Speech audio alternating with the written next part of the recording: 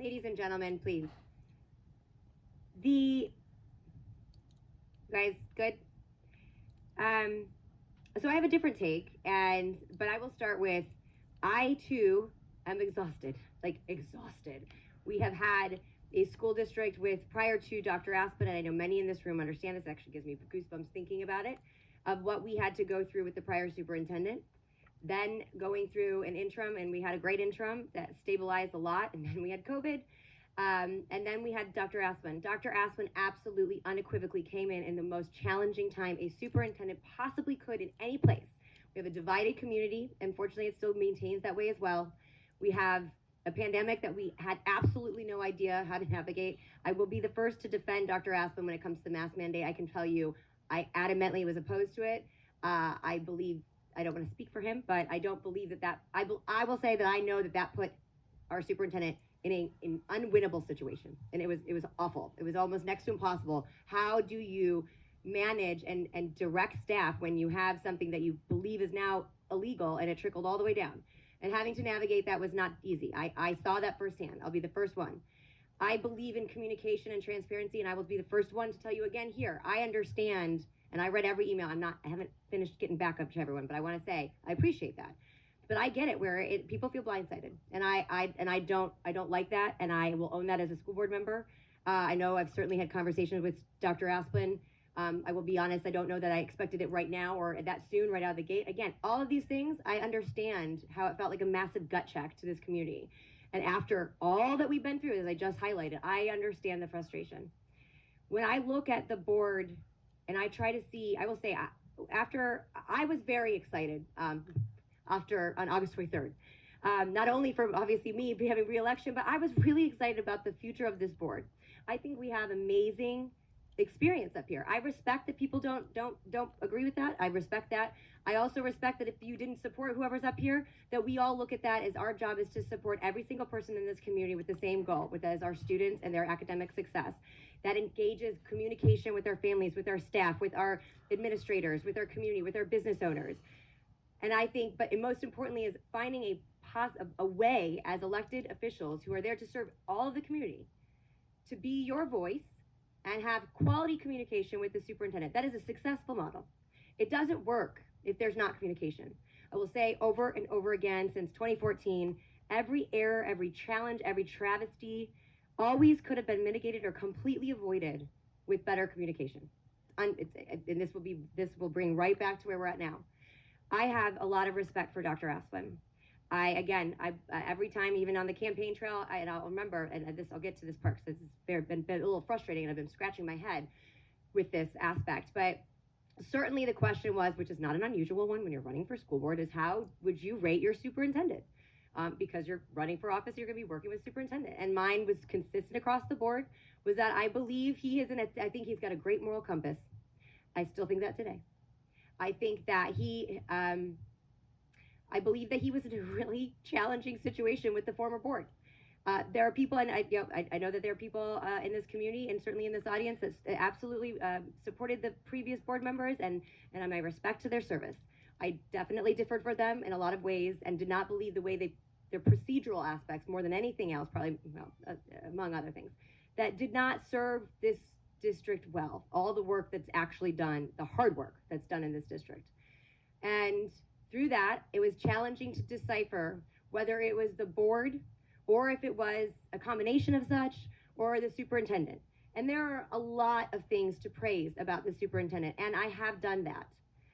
When it moved into this, the evaluation of this past year, again, I go back to when he first started, and we would have regular conversations. Listen, I'm a straight shooter. I do not need people to tell me what I want to hear. Listen, I've been on a board plenty of years where I definitely was in a minority, and I'm okay with that. I just want honesty. And that's how we have progress. And I think everyone, especially our educators in this room, respect that. You don't grow if we can't address the problems. If you don't willingly say, there's a problem here, there is absolutely no way we are going to overcome them. That comes with all of the situations that we've talked about here, and even the situations that we're doing right now. I mean, it's a very unusual moment, but it's a moment where we can be respectful with one another, lay it out there, and say, here's where we have concerns, and here's where we have opportunity. And that's how I see it, and that's how I evaluated back a couple months ago. I know that in the academic world, it probably seemed amazingly shocking that someone to give a needs improvement to such a highly qualified outcome superintendent. But there are areas that absolutely need to be addressed. And I looked at it as, here is an area for opportunity, for growth. I don't want to sweep it over the rug because those children do not get that time back. Those families do not get that time back. And it doesn't mean that hard work isn't being done. It means we need to peel back the onion more or roll up our sleeves more or figure out there are more resources, but we have to be honest about them. The final part is the communication since the election, when you do have a change in the board, but there's an in-between time. And I will say that there was an overwhelming response from our community members to see change. Now, I read all those emails, many, as Mr. Edwards said that we meant change, but we did not mean including the superintendent. And I can understand that. I also believe there's an element that is important, again, for this to work, we have to have mutual respect, we have to have communication, there has to be balance. And I'm not sure if it's because people think that whatever's on a Facebook page is actually what's going to happen. And I will tell you first right here, I do not dictate my policy based on any Facebook page, any organization. So I don't even check that half the time at all, actually, anymore.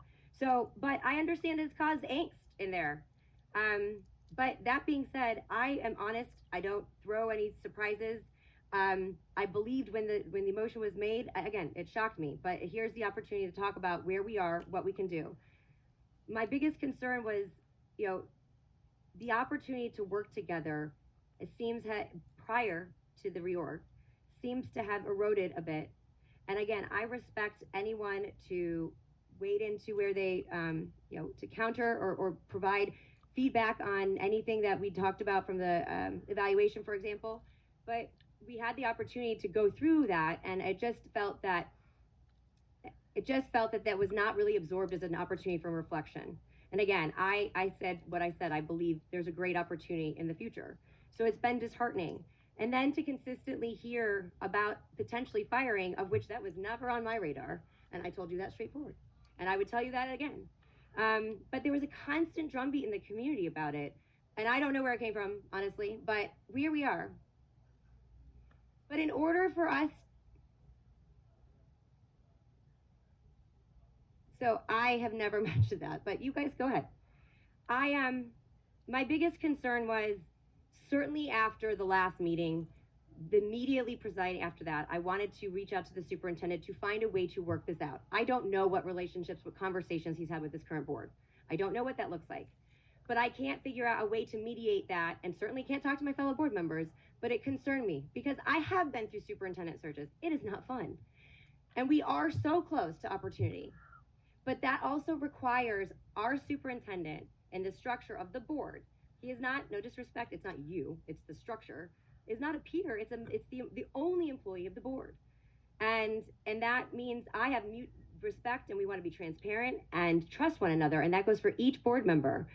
But I have been concerned that I have not been able to communicate to even alleviate some of these issues. And it makes it boxed in where do we go from here? So I will leave it as I understand the community's concern. I absolutely agree. I also recognize my colleagues up here have concerns as well. I respect very much Mrs. Rose in her academic background, and I respect each individual up here, and that's why I look so forward to this board makeup, that we can each have our areas of expertise and move forward, but we have to have respect, we have to have communication. And that is where, once that's lost, it's very difficult to recoup. And so that's where I find myself today, and would ask the superintendent where he stands at this moment.